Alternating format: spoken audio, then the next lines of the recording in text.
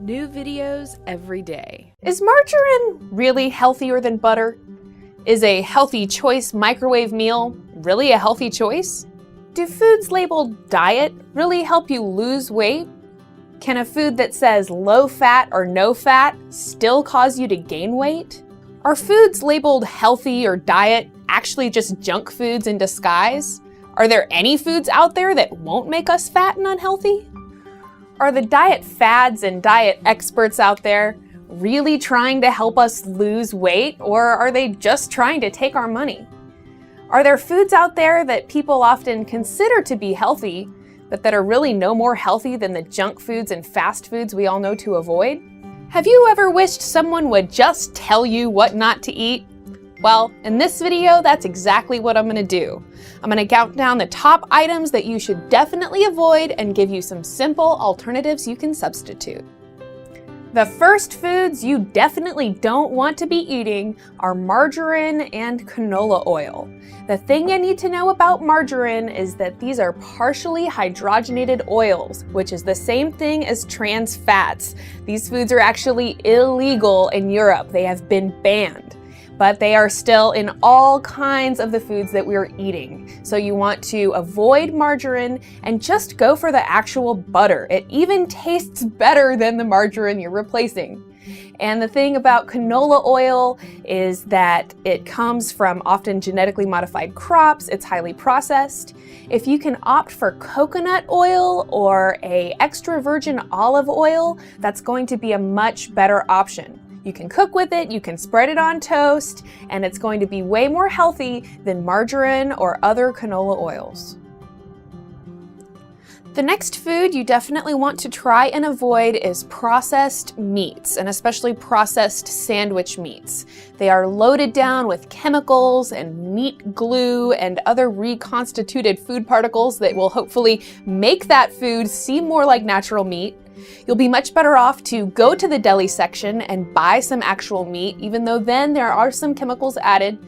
Your best bet by far is to purchase the meat and cook it yourself, and especially grass-fed meats are always going to be more nutritious than grain-fed or corn-fed meats.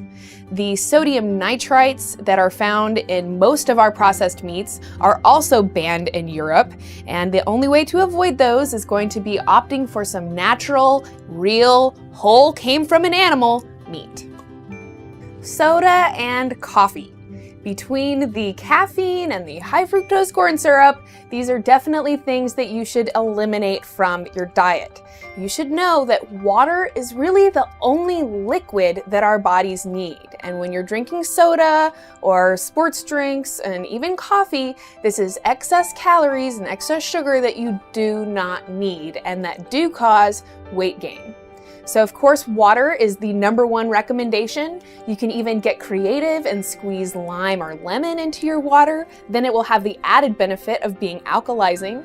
You could even add a little fruit juice or something like that to your water. Now, when you're drinking fruit juice, of course that's going to be better than coffee or soda, but you want to make sure and look at the label and make sure it doesn't have added sugar, it doesn't have high fructose corn syrup in it. Capri Sun and Sunny D and these different juice drinks actually contain a lot of added sugar, and if you're watching your waistline or even just your health, you want to try and avoid that as much as possible. Eating the whole fruit is going to be better than the fruit juice, but fruit juice is definitely going to be better than soda or coffee. The next foods is one of my favorite foods to rag on, and that is white bread and any kind of white flour. So that's your hamburger buns, your pasta, your tortillas. The thing to know is that these spike your blood sugar, they're empty carbs that are going to instantly turn into fat in your body, and they're going to make you even hungrier a little while after eating them. So, great things to substitute would be anything that is a whole grain or even a sprouted grain bread or pasta. Quinoa is also another great grain that goes really well when you want a carb to put in with a meal. Brown rice is also really delicious. And if you go into a health food store, you'll find a whole section of different pasta and bread products that are gluten-free, that are based in rice, that are based in quinoa or buckwheat or other different things. So there are some foods you can purchase that will not contain refined, bleached, or unbleached white flour, because that is definitely something that you want to avoid. Now, along the same lines, cereal is also on this list. Cereal is also usually made from the same white refined flour, which is also banned in Europe. And it also contains a whole lot of added sugar and high fructose corn syrup. And when you are looking at alternatives to those processed cereals, again, brown rice, quinoa, granola, whole grain oats, any of these things are going to be a lot better, and you just want to watch for the added sugar content. When I want a little something sweet in the morning, I would like to sweeten with adding berries or adding a little bit of honey. And by avoiding these processed packaged cereals, that will be a great step towards a healthier and happier you.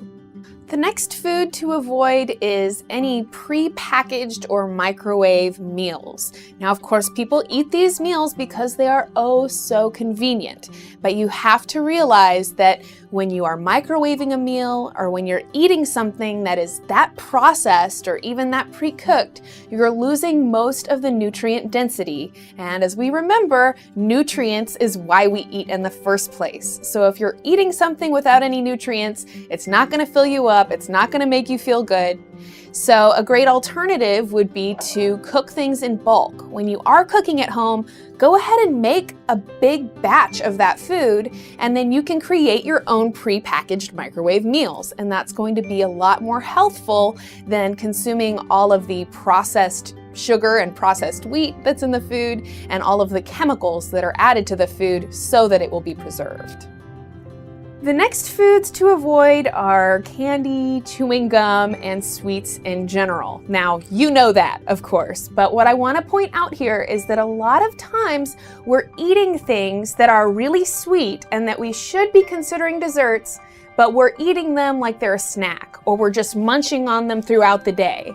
And it's important that if you're just snacking on something, that it's really just a snack and that it's not a dessert. Because if the foods you're snacking on contain so much sugar that they're a dessert, you need to recognize that, or else you're not giving yourself a true evaluation of how much sweets you're eating.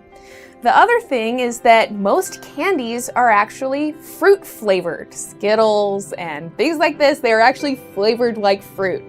And because they contain so much high fructose corn syrup and so many sweeteners, it can take a little bit of time for your body to enjoy fruits as much as you enjoy candy. But if you even go 3 days eliminating refined sugar from your diet, you can kind of reset your sweetness sensitivity so that you will find that sweetness in the fruit. And eating the fruit is going to be so much more healthful. It's got fiber, it's got vitamins, it's got minerals, and over time your body will grow to crave fruit instead of craving candy. The next food to eradicate from your diet is artificial sweeteners, and that is the little blue and pink packets that you find on the table when you order tea or coffee. And these chemicals, these are man-made chemicals, they have been found to be neurotoxic, and they have been found to have a whole myriad of other health effects that are very unfavorable. They also skew with your sweetness sensitivity, and they are loaded into lots of different diet, sugar-free foods. So you think you're not getting any sugar, but really and truly it's just an artificial sweetener, which is a lot worse.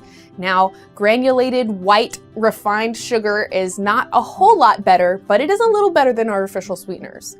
Some good alternatives to white sugar and artificial sweeteners would be agave nectar or honey.